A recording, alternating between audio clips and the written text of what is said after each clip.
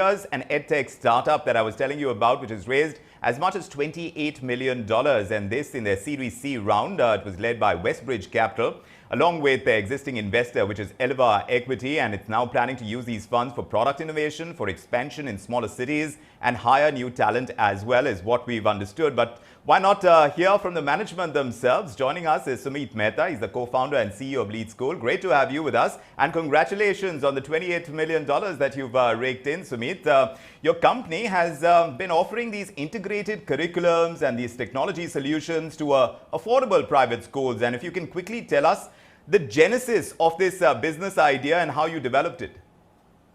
Hi, Vikram. Thanks for your wishes. I myself come from a small town, Vikram, and both my parents are teachers. So I've seen the inequity in good quality learning between small towns and large cities myself. So while growing up, there was a desire to do something about it. And I think both me and my co-founder, Smita, we actually started by running our own school in a small village in Gujarat. Then we expanded to 5 more schools in small talukas in Maharashtra.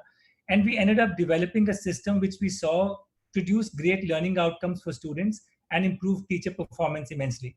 So at that point, we thought that there are more than 5 lakh private schools in the country, and rather than adding more schools, why don't we go and transform existing schools? So since 2017, we've been offering our integrated system to schools, and we've been fortunate that we've got really rapid adoption. So from 5 of our own schools, now we serve about 800 schools, serving 3 lakh students.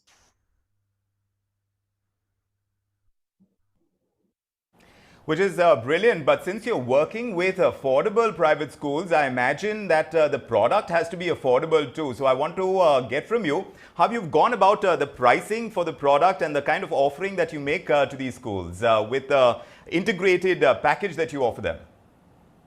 See, I think if you look at it from a school perspective, traditionally what has happened is schools use a lot of piecemeal solutions. So books from somebody, smart class from someone else, training from someone else. But in affordable schools, the teacher skill is such that it's very difficult to pull all these solutions together. So our integrated system basically is full stack. So they replace all these piecemeal solutions and end up being more affordable for the school. But more importantly, it's much more effective because now the teacher can actually put the system to use and deliver student learning outcomes. And that's the big delta we bring to schools.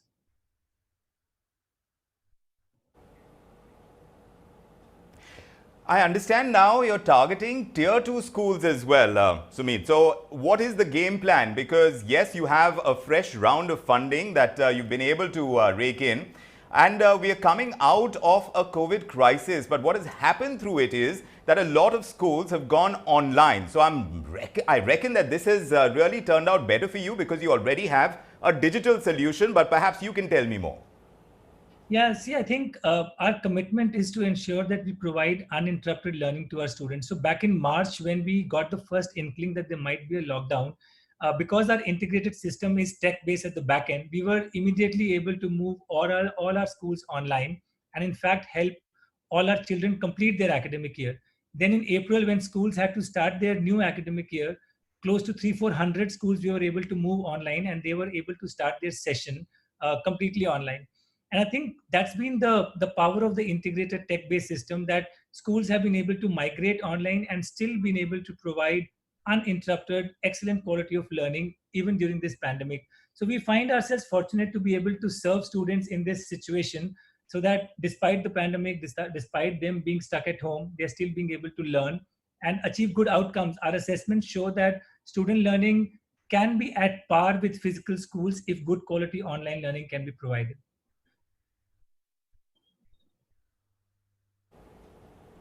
Sure enough, but considering that you offer an integrated solution, I'm wondering if there is a scope in dividing it up as well. Is that something that you're working on? Because yes, you have a solution that works for schools, for students, as well as for parents, right? I mean, it's a complete solution in itself.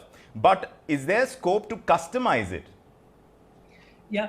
So Vikram, I think the thing is that we are very rooted in deep empathy for our consumers. So India has, I mean, literally there is India and there is Bharat, and we aim to serve Bharat. And there are, like I was saying, in tier 2, tier 3, tier 4 towns, parent aspiration is really high. But the challenge is that a lot of these parents themselves are either educated in vernacular medium schools or sometimes even semi-literate, but their aspiration is for good quality English medium education.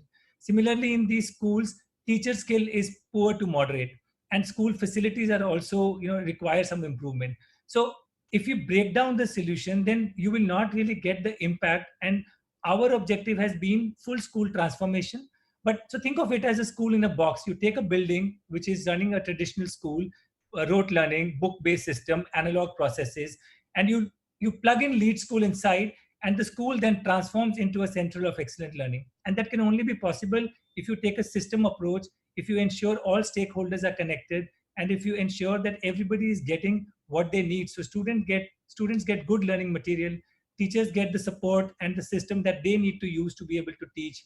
The school gets a monitoring system to ensure everybody is teaching and learning properly, and then parents get an information system to know what is happening with their child in their mother tongue.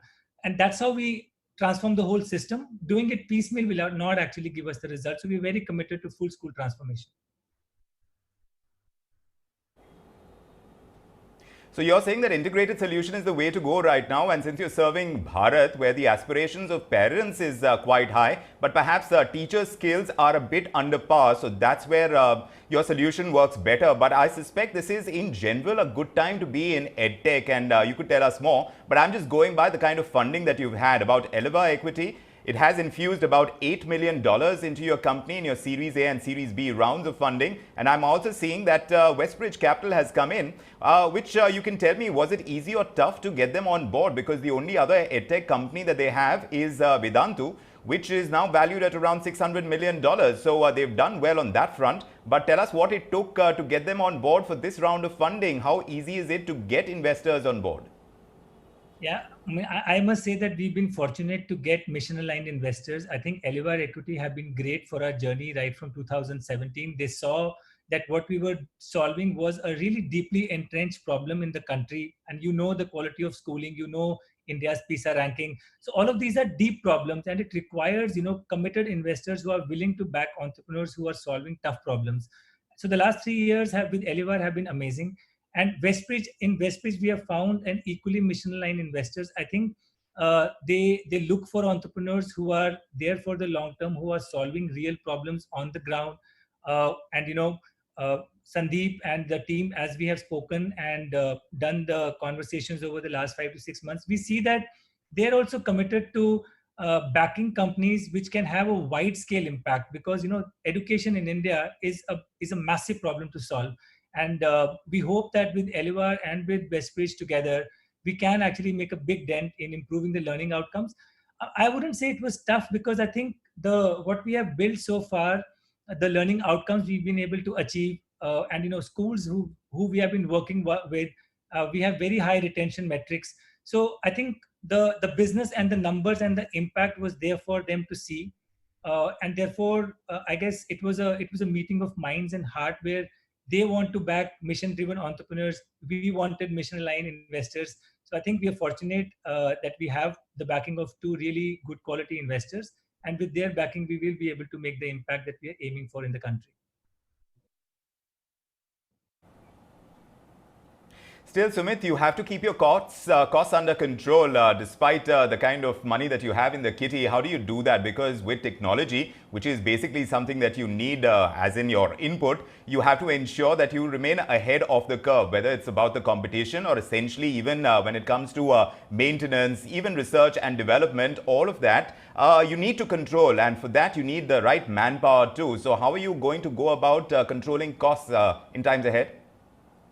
Yeah, I think the first ask is to have a co-founder who is operationally very, very strong. I think in Smita, our co-founder, I think that's really the leader at the helm of the affairs to manage that. But strategically, see, the thing is, because we serve affordable private schools, we've got to run a very lean ship. We've got to ensure that we keep our costs in check so that our solution is affordable to schools. Most of our investment actually has gone into building a really strong product and curriculum tech solution. And then going forward, we are going to basically invest behind expanding our footprint, partnering with schools, and serving more students.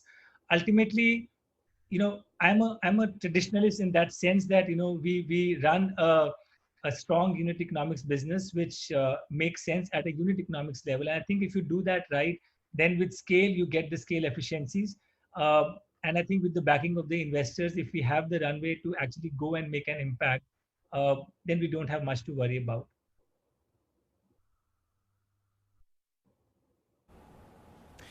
We wish you great luck on the journey that you've embarked on. It's education and you're taking it to Bharat, like you've said.